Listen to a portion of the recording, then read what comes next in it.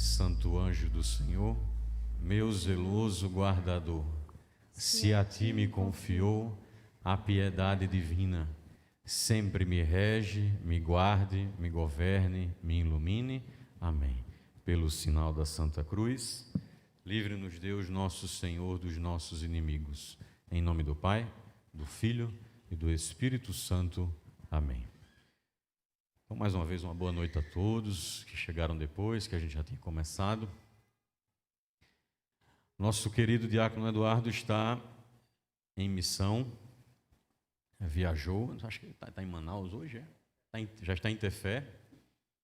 Então, ele sempre vai visitar as casas de missão da comunidade para ver como está a missão, animar os irmãos e assim poder dar continuidade àquilo que o Senhor colocou no nosso coração para vivermos.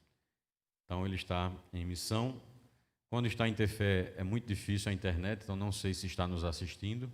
Se estiver, com certeza está em unidade conosco, rezando junto com nossos irmãos que estão lá na missão de Tefé. Pois bem, estava domingo na missa aqui, eu vim para a missa aqui domingo às 10 horas, e domingo nós celebramos uma grande festa, do calendário litúrgico da igreja. Quem lembra o nome da solenidade que celebramos no domingo? Dia de Todos os Santos. É um dia importante, né? Achei engraçado, no final da missa o padre fez: pela intercessão de todos os santos, abençoe o Deus Todo-Poderoso. Disse: menino, que eu tenha consciência, eu acho que foi a bênção mais forte que eu já recebi na minha vida, né? Pela intercessão de todos os santos. E são muitos, né? São muitos, em todos os tempos, lugares, situações, vocações. Tem santo casado, tem santo padre, tem santo freira, tem santo bispo, tem santo jovem, tem santo médico, tem santo advogado, tem santo para todos os gostos. Dia de Todos os Santos. E aí, assistindo à missa, participando da Santa Missa, me veio ao coração o tema para essa pregação de hoje, que é exatamente refletir um pouco sobre a santidade, o caminho de santidade que nós precisamos traçar na nossa vida. É uma coisa que foi a partir do Salmo que comecei a refletir um pouco sobre o tema, E o Salmo de domingo, eu vou ler só um versículo aqui, para lembrar. O Salmo de domingo, que foi o Salmo 23, dizia assim, A partir do versículo 3: quem será digno de subir ao monte do Senhor ou de permanecer no seu lugar santo? O que tem as mãos limpas e o coração puro, cujo espírito não busca vaidades, nem perjura para enganar seu próximo. E aí o Salmo continua. Tem até o canto conhecido, Senhor, quem entrará no santuário para te louvar? Inspirado nesse Salmo. Também o Salmo 14 é parecido também com isso. E aí eu fiquei pensando, Me vieram as inspirações para pregar. Rezei um pouco com a palavra. Quem entrará no seu lugar santo? Veja que santo é uma palavra que a gente atribui primeiramente a quem? A Deus. Só Deus é santo. Todos nós sabemos disso. No hebraico, a palavra santo é kadosh, que não tem nada a ver com o shopping kadosh, certo?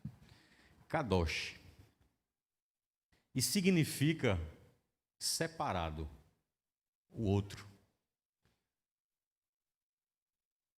Nos querendo fazer refletir de que, como só Deus é santo, significa dizer que Ele é separado de quê? De todo o resto. Todo o resto da criação, e Deus é o outro. Não significa que Ele é distante. Sabemos já que em Jesus Ele se fez perto. Mas não porque se fez perto, pequeno, frágil, numa criança, deixou de ser o Deus que é santo, 3 vezes santo. E assim eu me peguei refletindo, lendo aqui esse salmo, que só quem vai habitar no lugar santo, ou seja, só quem vai de fato estar unido a Deus, é quem tem mãos limpas, coração puro, não busca vaidade. E como é difícil isso, né? Vamos pegar só uma parte, né? Quem tem o coração puro.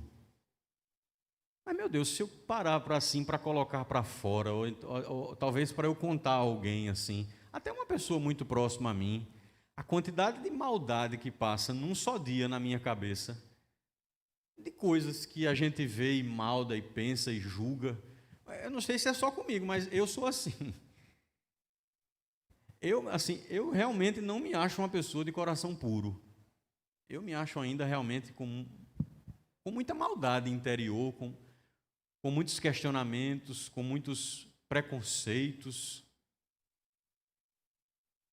E lá no Sermão da Montanha, nas Bem-aventuranças, Jesus diz, né? Felizes os puros de coração, porque verão a Deus. Felizes ou bem-aventurados os puros de coração, porque verão a Deus. E aí eu fiquei refletindo, disse, meu Deus, como é que na vida, naquilo que nós estamos no dia a dia vivendo e fazendo, é possível então a gente ser santo? Primeiro, uma coisa importante de ser dita sobre a santidade. Não é correto o pensamento de que ser santo não é uma coisa que é para mim. Esse negócio de ser santo, olha, não é para mim não. Porque por mais que eu me sinta dessa maneira que eu partilhei com vocês aqui, eu sei que o chamado de Deus para mim é a santidade. A santidade, como nos ensina a igreja, é um chamado universal. Você é chamado a ser santo. Repita assim comigo: eu sou chamado a ser santo.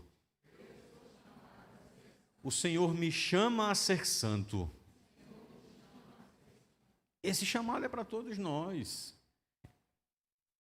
Por mais difícil que se possa parecer, há um versículo em que Jesus está explicando aos apóstolos algo sobre a salvação, e aí os apóstolos dizem assim a Jesus: mas Senhor, sendo desse jeito, quem é que se salva? E aí Jesus diz: para os homens isso é impossível, mas para Deus nada é impossível. Então veja só, para Deus não é impossível fazer uma pessoa da minha qualidade e da sua ser santo. Para Deus não é impossível isso. Aliás, se fosse impossível, Ele não nos teria pedido isso para começo de história. Eu queria que a gente olhasse aqui na Bíblia, rapidinho. Se você trouxe sua Bíblia, abra aí, na primeira carta de São Paulo aos Tessalonicenses, no capítulo 4, versículo 3. Primeira carta de São Paulo aos Tessalonicenses, capítulo 4, versículo 3. Amém? Posso ler? Sim ou não? Vou esperar, né? Primeira carta de São Paulo aos Tessalonicenses, capítulo 4, versículo 3. Amém ou misericórdia? Amém, né? Vamos lá, eu vou ler. Esta é a vontade de Deus, a vossa santificação. E aí ele continua, né? Que eviteis a impureza e aí etc. Mas quero só esse início aqui. Esta é a vontade de Deus. 2 pontos. A vossa santificação. Aqui São Paulo dizendo, vamos escutar também da boca de Jesus. Mateus capítulo 5,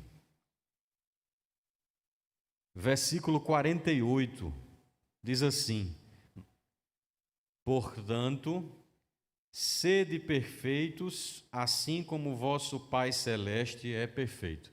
Perfeito é aqui na minha tradução. Algumas traduções colocam santos.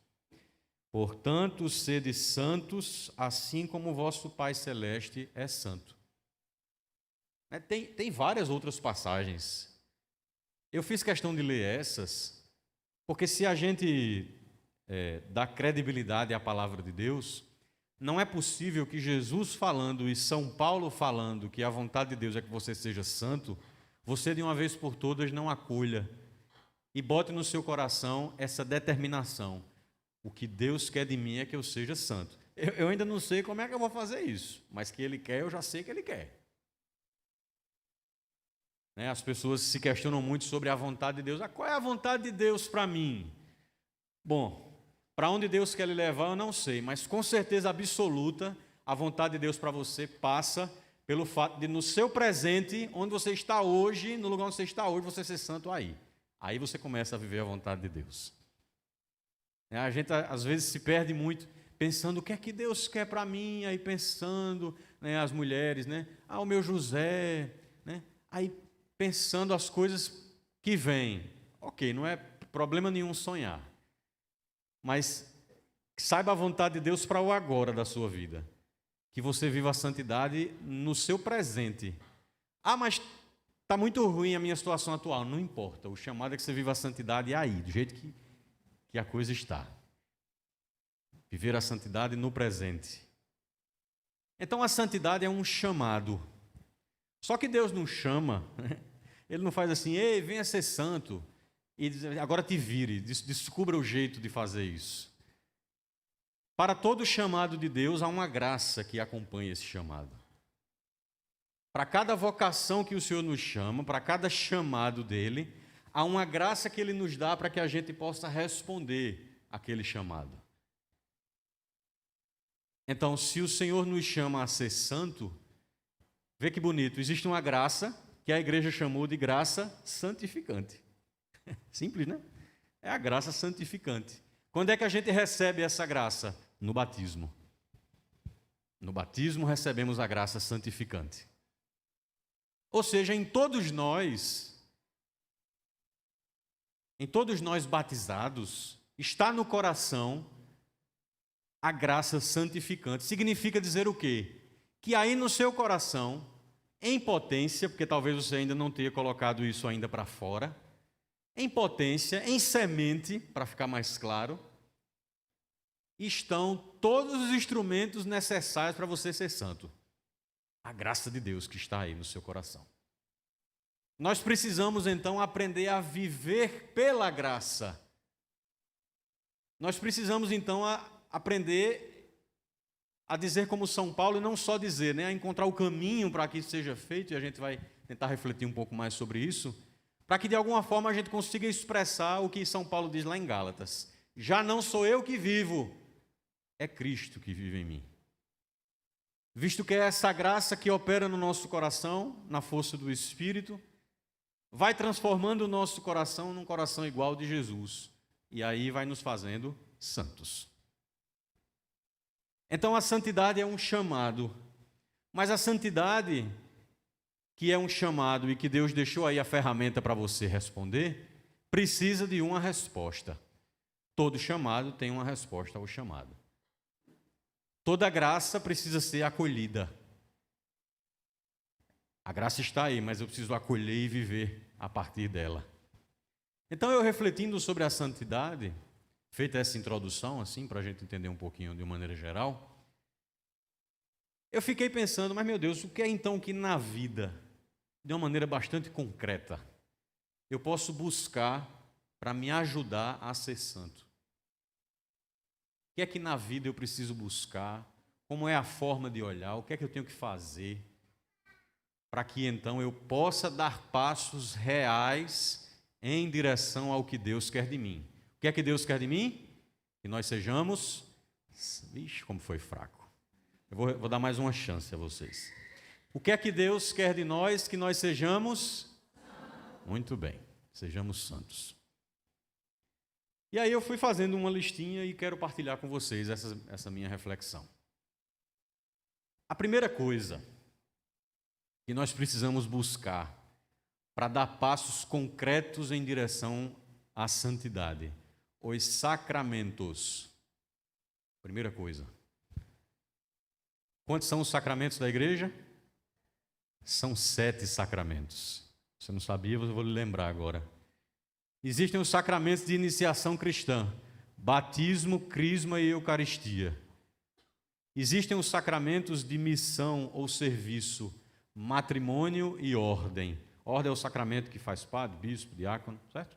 Matrimônio e ordem. E existem os sacramentos de cura, confissão e unção dos enfermos. 7 sacramentos. Esses 7 sacramentos, meus irmãos, não foram inventados pela igreja, foram deixados por Jesus como uma forma de que Ele possa agir em nós através da igreja e faça-nos santos. A ação primeira e mais importante do Espírito Santo na nossa vida se dá através dos sacramentos. Então, se você, por exemplo, não é crismado, está faltando um sacramento de iniciação cristã na sua vida. O que é que significa isso? Que há uma porção do Espírito, para a gente ser mais assim didático, há uma porção do Espírito que o Senhor reservou para você e que Ele não lhe deu ainda porque você não recebeu esse sacramento. E está faltando uma parte dessa graça que Ele quer lhe dar para lhe ajudar a ser santo e que com ela vai ficar muito mais fácil. Não é que vai ser uma mágica, mas precisamos crer na ação da graça de Deus em nós e que quando recebemos pela imposição das mãos do bispo e a unção com o óleo, aqueles gestos comunicam a nós o Espírito que vai nos ajudar a assumir na vida o verdadeiro discipulado de Cristo. O sacramento do matrimônio para os casais é uma graça importantíssima para que a vida a dois possa ser vivida segundo a vontade de Deus. Você que tem o sacramento do matrimônio, você que recebeu esse sacramento, lembre-se que há uma graça especial só para você cuidar da sua vida a dois e que você deve recorrer a ela no caminho de santidade da sua vida com a sua esposa, com o seu esposo. O sacramento da unção dos enfermos, para quando se está numa doença que é agregado um risco ou algum procedimento cirúrgico que há um risco maior de morte, esse sacramento nos ajuda a pedir a cura física e a cura da alma e nos preparar para viver a doença ou a cirurgia diante de Deus. Né? Sobre o sacramento da unção dos enfermos, há aí um grande mal-entendido. Né? Uma vez minha avó estava no hospital e iria fazer uma cirurgia, aí eu chamei um padre para dar o sacramento a ela, e aí algumas pessoas da família tinham certeza que eu estava condenando minha avó à morte. Porque chegou o padre, é porque já não tem mais jeito, né? Acabou. Mas minha avó está aí, continua viva, está com 94 anos, 93 anos. Né? Então, na prática, foi provado que não é chegou o padre, acabou, né? Não chegou o padre, eu tenho ali mais uma oportunidade, né? O sacramento da Eucaristia, que nos alimenta do próprio Deus. Enquanto nos outros sacramentos a gente recebe a graça de Deus, no sacramento da Eucaristia eu recebo o autor da graça, o próprio Deus. Eu não vou estar aqui fazendo formação sobre sacramentos, mas queria pincelar rapidamente sobre cada um para que a gente lembre que está aí à nossa disposição os sacramentos para nos ajudar no caminho da santidade. Quanto tempo faz que você não vai ao confessionário? Por quê? Qual é a pergunta? O padre é mais pecador do que eu. Filho, vá buscar catequese sobre o sacramento da confissão, para você entender o que é e que independe do pecado do padre. O sacramento da confissão, ordem de Jesus aos apóstolos que deixou aos sucessores, que são os bispos. A quem vocês perdoarem os pecados, eles serão perdoados. Ora, eu não queria que fosse assim, eu falo direto com Deus e peço perdão, então vá se entender com Jesus, que deixou ordenado desse jeito. A quem vocês perdoarem os pecados, serão perdoados. De quem vocês não perdoarem, não serão perdoados. Então, a gente precisa conhecer talvez um pouco mais para não perder esse grande instrumento de se santificar. E dou destaque à confissão e à Eucaristia, principalmente. duas grandes pernas que nos ajudam a caminhar para o céu: confissão e Eucaristia. Então, primeira coisa, para não me delongar mais sobre sacramentos, ainda tem outras coisas para falar aqui. Primeira coisa, para que a gente de fato dê passos concretos de santidade na vida: buscar os sacramentos. E aí faça uma reflexão você. Não é crismado, procure uma pastoral de crisma, vá atrás, só não deixe a graça passar. Segunda coisa que nós devemos buscar na vida para dar passos em direção à santidade: a escuta da palavra de Deus. A escuta da palavra de Deus. E a escuta não é só botar o CD lá de Cid Moreira e deixar ele lendo a Bíblia. Se puder que seja um contato seu, escutar o CD também resolve, mas se puder ser um contato seu com a Bíblia, que você leia. Mas é muito difícil. Gente, tem tantos meios hoje de a gente ser ajudado em relação à Sagrada Escritura, tantos bons livros que nos guiam dentro da Bíblia para nos ajudar. Há um excelente, todo mundo recomenda esse, A Bíblia no Meu Dia a Dia, de Monsenhor Jonas Abib. Deve ter lá na livraria. Esse é praticamente pegar na sua mão e entrar com você dentro da Bíblia. E existem inúmeros outros. A dificuldade de ler a Escritura não deveria ser desculpa para não lê-la e não escutar a palavra de Deus. Quando a gente fala de palavra de Deus, a primeira coisa que vem à nossa mente é a Bíblia. Não está errado, mas eu queria dar um entendimento maior a vocês. A palavra de Deus, antes de ser escrita, ela é uma pessoa. A segunda pessoa da Santíssima Trindade. No princípio era o Verbo, no princípio era a palavra. E a palavra estava em Deus, e a palavra era Deus. E a palavra se fez carne. A palavra, antes de ser escrita, ela é uma pessoa. Jesus é a palavra de Deus. Então, toda vez que a gente lê a Escritura, toda vez que a gente escuta Deus falar nas Escrituras, quem é que está de fato falando e sendo formado no nosso coração? Jesus, que é a palavra. Ora, e se eu disse para vocês que ser santo é ir tendo um coração igual ao coração de Jesus? Veja que maravilha, a leitura da palavra que forma Jesus no nosso coração me faz santo.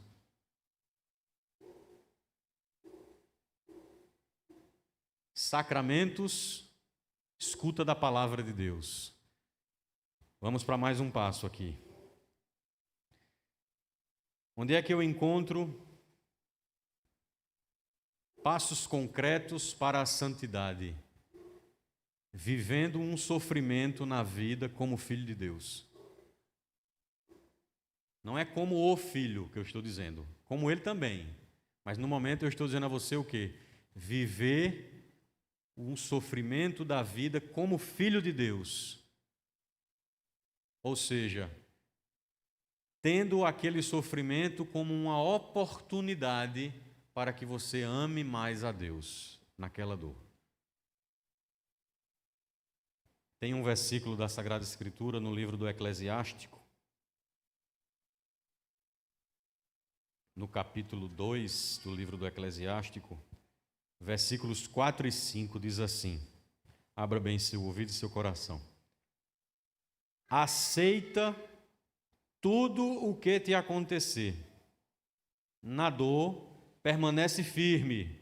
Na humilhação, tem paciência, pois é pelo fogo que se experimentam o ouro e a prata. Aceita tudo o que te acontecer. Eita, que coisa difícil. Quantas vezes, Talvez a gente já tenha ouvido ou dito, isso eu não aceito de jeito nenhum. Aceita tudo o que te acontecer. Na dor permanece firme, na humilhação tem paciência, pois é pelo fogo que se experimentam o ouro e a prata. O sofrimento é um mistério, tá certo, minha gente? Na Bíblia, a gente não vai encontrar a resposta do porquê do sofrimento. É um mistério que envolve a existência humana.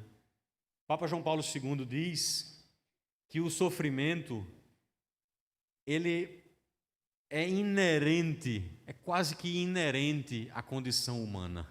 E é de fato. Há, com certeza, uma correlação com o pecado original, mas não quero entrar no detalhe de tentar explicar o porquê do sofrimento na existência humana. Assumindo o fato de que todos nós que peregrinamos aqui passamos por sofrimentos, uns mais, outros menos, nós precisamos aproveitar a oportunidade que nos é dada para, naquela dor, a gente crescer. Há um escrito do Papa João Paulo II sobre o sofrimento e sobre a dor, que ele diz assim: o sofrimento parece pertencer à transcendência do homem. É daqueles pontos em que o homem está, em certo sentido, destinado a superar a si mesmo. O Papa está dizendo que o sofrimento é um ponto em que nós estamos, em certo sentido, destinados a nos superarmos a nós mesmos. Quem aqui já passou por uma tribulação grande na vida, levante sua mão. Quem aqui, depois da tribulação, olhou para trás e tirou muitas lições e saiu uma pessoa melhor? Levante sua mão. Então eu não estou contando nenhuma novidade para vocês, né? Espero que Deus faça o novo no coração de vocês, mas novidade o que eu estou dizendo não é. O sofrimento vivido como filho de Deus é uma oportunidade concreta de eu crescer na santidade. As esperas, as demoras, os silêncios, as coisas que eu não tenho resposta, aquilo que eu queria mudar e não consigo.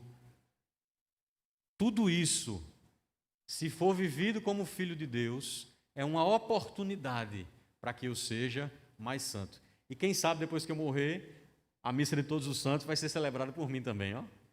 Né? Todos os santos. Viver o sofrimento como filho de Deus.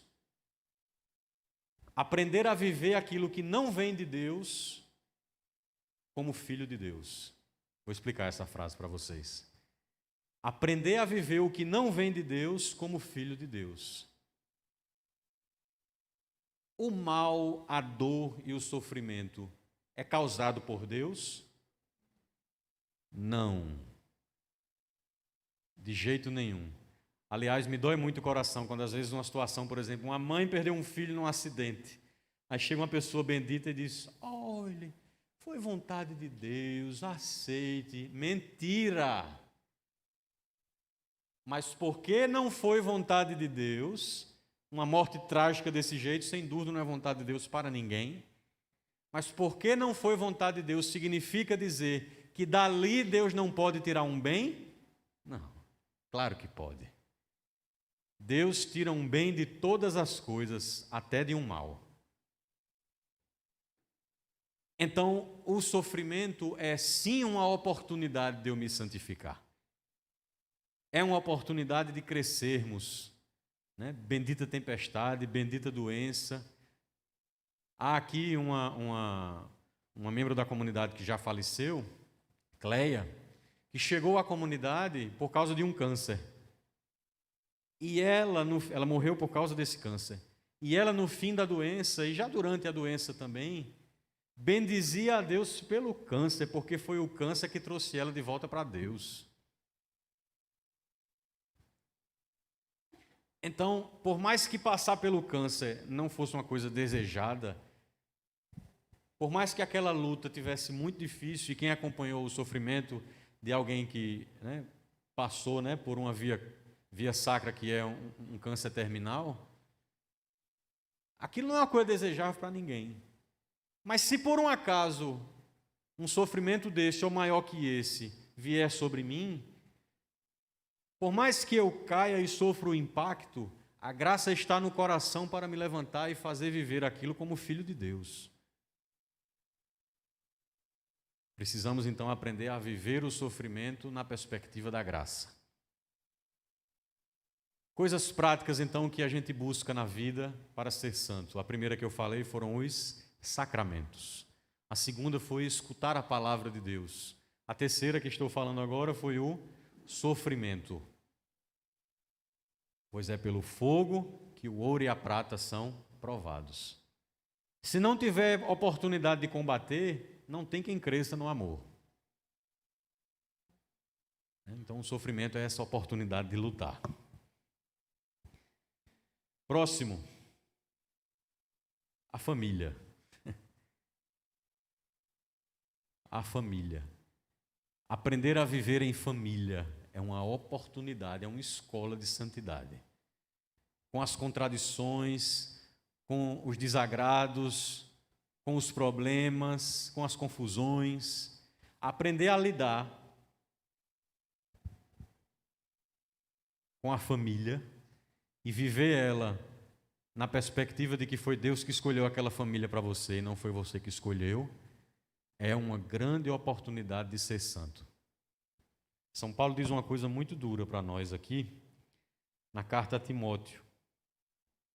Primeira carta de São Paulo a Timóteo, no capítulo 5, versículo 8, São Paulo diz assim, veja só. Quem se descuida dos seus, e principalmente dos de sua família, é um renegado pior que um infiel. Eu vou repetir, viu? Primeira carta de São Paulo a Timóteo, capítulo 5, versículo 8. Quem se descuida dos seus, e principalmente dos de sua própria família, é um renegado pior que um infiel. Então, se muitas vezes a gente quer fugir, a palavra está dizendo, com o coração transformado pelo amor de Deus, volte, não fuja. Aprenda a viver os dilemas, as situações da sua família, sem se destemperar. Aprender a viver os processos familiares é uma excelente oportunidade de santificar-se. Você tem um espírito servil à sua família? Porque tem gente que, sei lá, é uma pessoa muito prestativa para todo mundo fora, mas dentro de casa não quer fazer nada por ninguém. Se alguém vier pedir uma coisa a você, você já acha que está sendo explorado, que a pessoa não merece. E as pessoas da família notam. Vem a comunidade, aqui na comunidade quer servir, quer limpar todas as cadeiras. Mas em casa, na família, não serve. Não tem um espírito de servo dentro de casa. E é importante a gente pensar a família primeiro como um núcleo mais próximo, esposo, esposa e filhos, e depois o núcleo maior. Mas primeiramente, os que são casados, quando a palavra família bate na cabeça, tem que pensar primeiro no esposo e na esposa. Não é no pai e na mãe, não. É primeiro no esposo, na esposa e nos filhos. Porque você deixou seu pai e sua mãe e se uniu à sua esposa. Então agora a sua primeira família é esta. Tem gente que não corta o cordão umbilical. A família é uma escola de santidade. Sacramentos, palavra de Deus, sofrimento, família. Mais uma? Dá tempo? Dá, mais uma para fechar. O trabalho. O trabalho. A gente tem um grande problema, e aqui no Brasil isso é muito forte. As pessoas querem emprego, não querem trabalho. Vocês entenderam o que eu disse? Querem o dinheiro, não querem o suor para ganhar o dinheiro. Se eu perguntar aqui quem tem um emprego, depois perguntar quem tem um trabalho, é diferente a reflexão. E o trabalho é uma forma de servir a Deus. Construir o reino de Deus junto com Ele através do seu trabalho. Isso é uma coisa santa. O pessoal adora um sextou. Sextou. Aí um dia eu disse numa live do Evangelho de Manhã, olhe, era sexta-feira, só sextou para quem semanou. Se não semanou para você, sextou todos os dias, meu amigo. Você não fez nada a semana toda, que sextou o quê, rapaz? Então o trabalho é uma forma de servir a Deus. É corpo mole. O chefe não está, ninguém faz nada. O chefe chegou com todo mundo na sua mesa, trabalhando. Rapaz, Deus está vendo, meu filho, que você não está trabalhando. Aí vem piedoso na fila da comunhão. Passou a semana enrolando no trabalho. Vou erguer um altar de adoração a ti. Aí no trabalho não faz nada, quer fugir do trabalho. Tem gente que adora um feriado. Feriado é ótimo, eu gosto de feriado, mas só faz sentido se eu trabalhei. O sentido do feriado é eu me lembrar primeiro que o tempo não é só o trabalho, que o tempo também é de Deus. E daí que antigamente tinham muitos feriados religiosos, para a gente se lembrar mais disso. Mas aí a cultura foi se secularizando e está se acabando. Dia de Todos os Santos, por exemplo, era feriado antigamente. Então o feriado, ele só serve se eu tive uma expressão de esforço que antecedeu a ele. Deixa a Bíblia falar um pouquinho para a gente sobre isso também. Pegue aqui, Carta de São Paulo aos Colossenses, capítulo 3.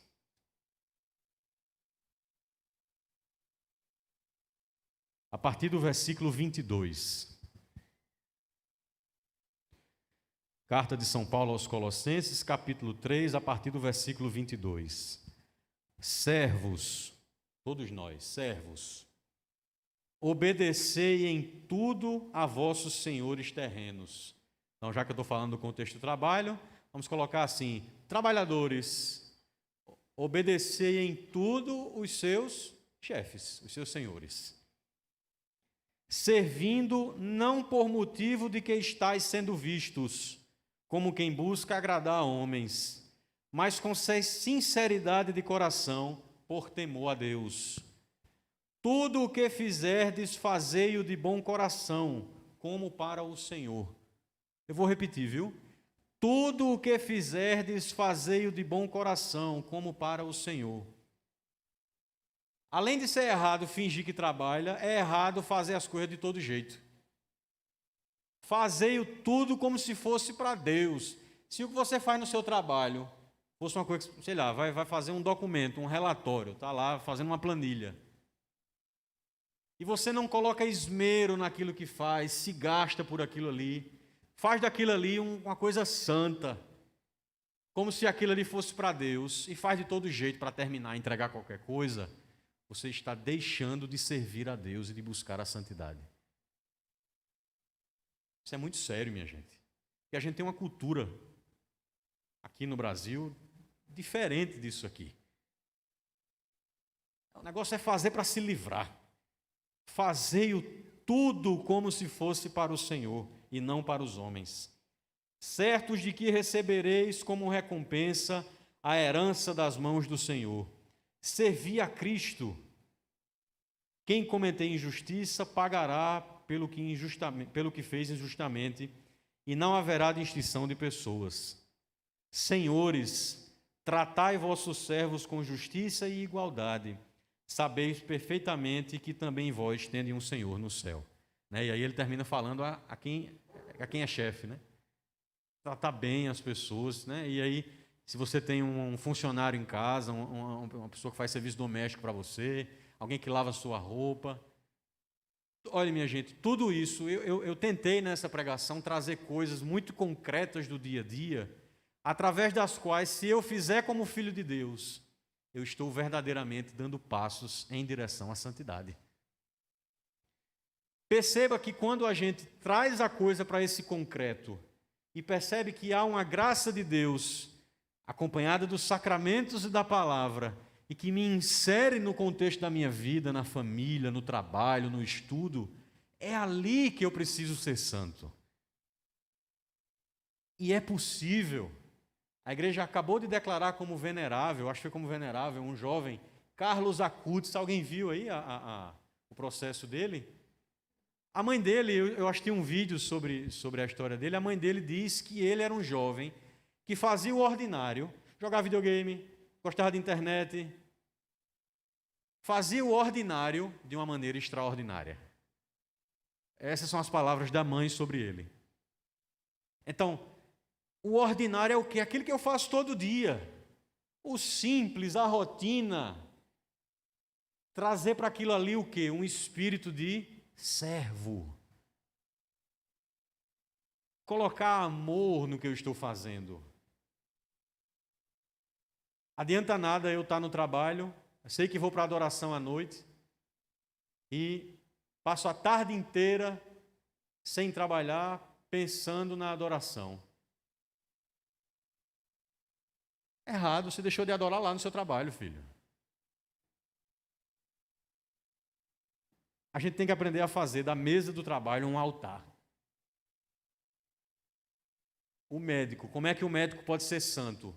Sendo um bom médico. Como é que um juiz pode ser santo? Sendo um bom juiz. Como é que a enfermeira pode ser santa? Sendo uma boa enfermeira. Como é que o assistente social pode ser santo? Sendo um bom assistente social, o professor, o músico, o dentista. Exercendo com excelência o que faz. Sobre Jesus se dizia, ele faz todas as coisas bem. Santo Agostinho, para eu terminar essa reflexão, diz assim: vou te dar um meio de louvar a Deus o dia inteiro, se quiseres. Vocês querem que Santo Agostinho diga a você um meio de você louvar a Deus o dia inteiro? Sim ou não? Pois eu vou dizer. Tudo o que fizeres, faze o bem e terás louvado a Deus. E a gente acha que louvar a Deus é botar no trânsito uma musiquinha no carro e ir louvando até o trabalho. É louvor também, mas se chegou lá e não fez o que tinha que fazer, meu amigo, não louvou. Faz o que tem que fazer bem e você vai louvar a Deus o dia inteiro. Isso é uma forma de buscar a santidade. Isso é uma forma de buscar a santidade. Uma forma concreta, objetiva, e que a gente precisa repassar a nossa vida por isso. Quer ser santo? Quer fazer a vontade de Deus? Sacramentos, palavra, aprender a viver o sofrimento, aprender a viver na família, aprender a trabalhar como filho de Deus e, por fim, ter caridade no coração com o próximo. Quem fecha os seus olhos para o outro, esse está dando passos contrários à santidade.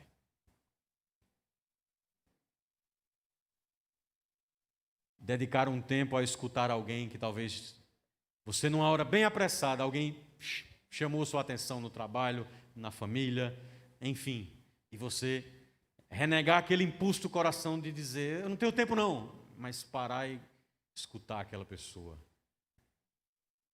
Engolir um sapo e aprender a silenciar. Ter um olhar diferenciado para os menos favorecidos. Tudo aquilo que fizeres a um desses pequeninos, foi a mim mesmo que o fizestes. Quando alguém bater no vidro do carro pedindo uma esmola, se não tiver, olhe no olho da pessoa, é um filho de Deus. Em tempo de pandemia está meio estranho, mas se não tiver, dê atenção. E se tiver dinheiro, dê. Ah, mas vai comprar droga. Não é problema seu isso. Isso não é problema seu. Esse juízo não cabe a você. Sabe o que é que Jesus diz? Não negue a quem te pede. Isso é o que a palavra diz. Não negue a quem te pede. Se tiver, dê. Ah, mas vai beber. Não é problema seu. Se quiser ajudar a parar de beber, dê o dinheiro e vá lá na casa dele, conversar com ele, oferecer, vá, se comprometa. Mas aí porque a pessoa você julgou que vai beber, ou até vai, você agora não vai ajudar. Não negue a quem te pede. É o que a palavra de Deus diz. E lá no livro de Tobias ainda diz que a esmola perdoa uma multidão de pecados. A esmola perdoa uma multidão de pecados. Tudo isso, meus irmãos, de uma maneira prática, concreta, são formas de se viver a santidade no dia a dia. É possível ser santo, sim ou não? Ixi, que tristeza. É possível ser santo, sim ou não? Sim. É possível ser santo. Vivendo tudo isso a partir da graça de Deus. Vivendo tudo isso na força do Espírito. Espero que vocês guardem no coração algo dessa reflexão, para que o dia de Todos os Santos não seja só uma festa litúrgica, mas seja algo que a gente almeje para a nossa vida. Louvado seja nosso Senhor Jesus Cristo. E amado. Amém?